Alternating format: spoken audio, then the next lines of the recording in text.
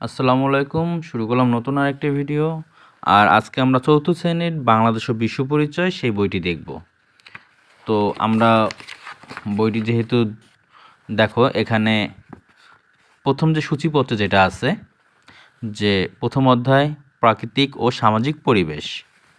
তো আমরা সামাজিক পরিবেশ পৃষ্ঠা 1, তো এটা আমরা পড়তেছি। অধ্যায় 1 প্রাকৃতিক ও সামাজিক পরিবেশ। 1 প্রাকৃতিক ও সামাজিক পরিবেশ, পারস্পরিক নির্ভরশীলতা। দেখো এখানে যে ছবিগুলো আছে, ছবিতে হাঁস মুরগি, কেউ মাছ ধরতেছে, ফসলের ইতে সার দিতেছে, স্কুলে যাইতেছে, বিভিন্ন কাজ করতেছে। তো এখানে এই সবগুলো মিলেই কিন্তু একটা পরিবেশ।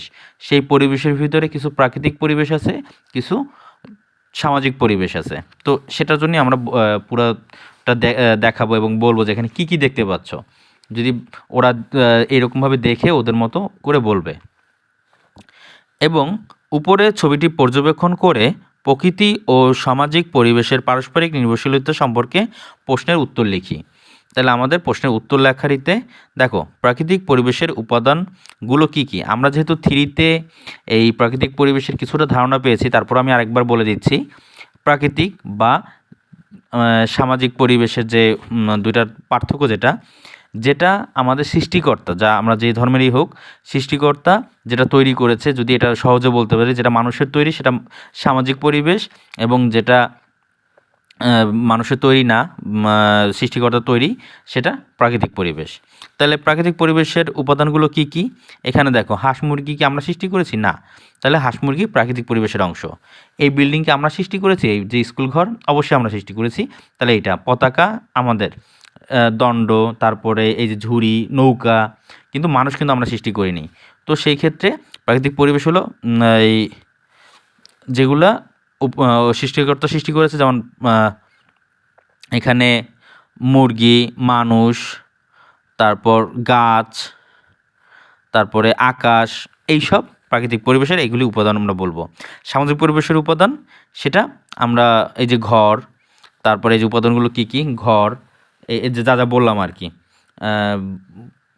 এই পতাকা, দণ্ড, মানুষ, মানুষ না, এই স্কুল, এরকম করে। এখন দেখো সামাজিক পরিবেশ কিভাবে প্রাকৃতিক পরিবেশের উপর নির্ভরশীল। এখন সামাজিক যে পরিবেশ, যেমন এই যে সে মাছ ধরার জন্য যে নৌকাটা ব্যবহার করতেছে, দেখো জাল ব্যবহার করতেছে, সেটা হলো সামাজিক পরিবেশের। সে কীভাবে প্রাকৃতিক। এখন যদি সে এখানে এই মাছ যদি না আসতো বা মাছ যদি না থাকতো, তাহলে সে কীভাবে মাছ ধরতো, এবং আমরা যদি বাতাস না পেতাম তাহলে বাঁচতামই না। তো সেই ক্ষেত্রে এটার সাথে এটা কীরকমভাবে ওতপ্রোতভাবে জড়িত, যা আমাদের সাথে প্রাকৃতিক পরিবেশ, সামাজিক পরিবেশের সাথে প্রাকৃতিক পরিবেশ জড়িত। তো আমরা একটু পড়ে নেই। পরিবেশ আমাদের জীবন জীবিকার নির্বাহের উল্লেখযোগ্য ভূমিকা রাখে। আমাদের পোশাক আশাক, খাবার দাবার, চালচলন অনেকটাই পরিবেশ প্রকৃতির উপর নির্ভরশীল। যেমন শীতে একটু রোদ পেলে আনন্দ পাই, গরমে রোদ থেকে দূরে থাকার চেষ্টা করি, প্রচণ্ড গরমে গাছের ছায়ায় শান্তি পাই। গাছপালা তাপমাত্রা কমিয়ে পরিবেশকে সতেজ ও আরামদায়ক করে,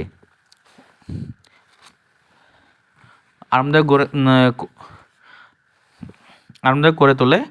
নির্মল বাতাস নেওয়ার জন্য আমরা শহর থেকে কোনো সবুজ ঘেরা প্রকৃতিতে বেড়াতে যাই।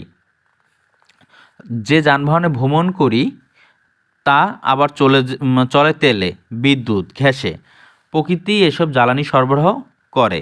যেমন তেল, এই যে যেগুলো আছে সেগুলি সম্পূর্ণ আমরা কিন্তু নতুন করে তৈরি করতে পারি না। আমরা গাড়ি তৈরি করতে পারি, কিন্তু জ্বালানিটা আমাদের উপরওয়ালার সৃষ্টি, বা আমাদের এই যে মাটির নিচে থাকে সেটা। তাহলে তবে জ্বালানির এই মজুদ অফুরন্ত নয়, মানে এটা যে কোনো শেষ হয়ে যাবে, একদিন শেষ হয়ে যাবে। সূর্য সকল শক্তির উৎস, কারণ সূর্য ছাড়া কোনো রকমই কোনো কিছু বাঁচতে পারে না, যেটা আমরা থ্রিতেও পড়েছি। তো আমরা চতুর্থ শ্রেণীতে এসে সেটা আমরা দেখতেছি। সূর্য সকল শক্তির উৎস। আমরা পরিবেশ বান্ধব সৌরশক্তি বিভিন্ন ব্যবহার করতে পারি। এই যে যেমন উপরে যে লাগানো এই সৌর প্যানেল, এইগুলি প্যানেল দিয়ে তোমরা স্কুলেও দেখবে যে কিছু কিছু স্কুল উপরে সৌর প্যানেল মনে হয় অনেকেই জানো, সেই সৌর প্যানেল দিয়ে ইয়ে করে, বিদ্যুৎ উৎপাদন করে। পরিবেশ বান্ধব সৌরশক্তি বিভিন্ন কাজে ব্যবহার করি। সূর্যের আলো সবুজ উদ্ভিদের খাবার তৈরির অন্যতম উপাদান। আবার এই সবুজ উদ্ভিদই অনেক প্রাণীর খাবার। উদ্ভিদ জন্মাতে মাটি দরকার। মাটি ছাঁকনির মতো কাজ করে বৃষ্টির পানিকে বিশুদ্ধ করে ভূগর্ভে জমায়। এই পানি আমরা পান করি। কৃষক এই মাটিতেই ফসল ফলায়। তারা মাটির যত্ন নেয় আর কীটনাশক ব্যবহার করে, মাটি দূষিত করে। আমরা অনেকেই ইট তৈরির জন্য মাটি বিক্রি করি। মাটি নষ্ট হয়, যেখানে সেখানে পলিথিন প্লাস্টিকের জিনিসপত্র ফেলে মাটি নষ্ট করি। এবং উপকূলীয় অঞ্চলে বাঁধ দিয়ে চিংড়ি চাষ মাটির লবণাক্ততা বাড়ায়। ফলে ফসল উৎপাদন এবং বিশুদ্ধ পানির উৎস কমে যাচ্ছে। হাওর বাওর নদী নালা প্রচুর মাছ পাওয়া যায়। ফলে এসব এলাকায় মৎস্য ভিত্তিক অর্থনৈতিক কর্মকাণ্ড গড়ে ওঠে। মানুষ মাছ ধরে নিজের চাহিদা মেটায় এবং অনেকে তা বিক্রি করে অর্থ উপার্জন করে। কেউ নৌকা চালিয়ে জীবিকা অর্জন করে। কিন্তু এসব জলাশয় আজ হুমকির মুখে। ময়লা আবর্জনা ফেলার কারণে পানি দূষণ উদ্বেগজনক হারে বাড়ছে।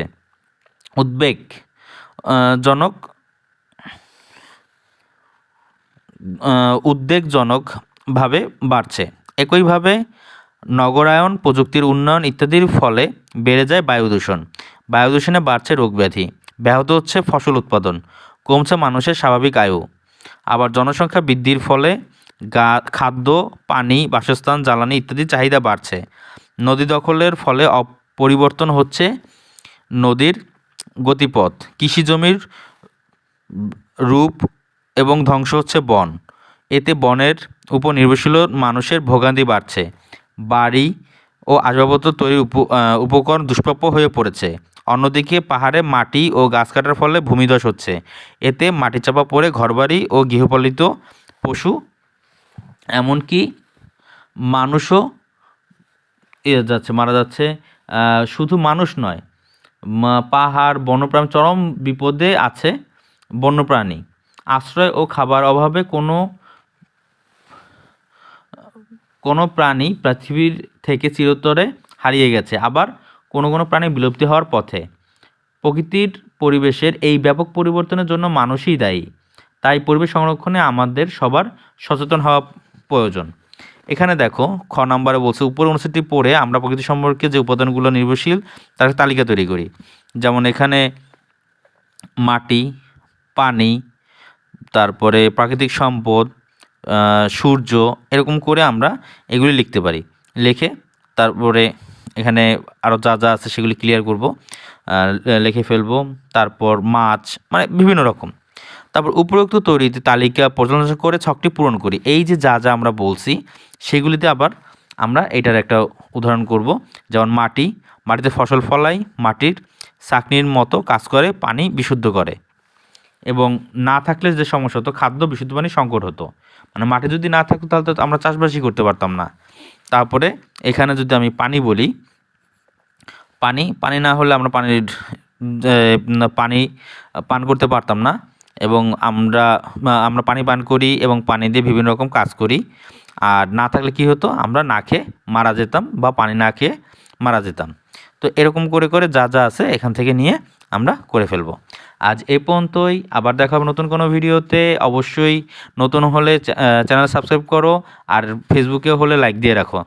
আর অনুশীলনী এবং মানে আমাদের যে প্রশ্নগুলি, সেই প্রশ্নগুলির উত্তরগুলি আমরা অ্যান্সার টু দ্য কোশ্চেন নামে একটা পেজ আছে, সেখানে আমরা সম্পূর্ণ কোশ্চেন ধরে ধরে আমরা উত্তর করব। আল্লাহ হাফেজ, বাই বাই।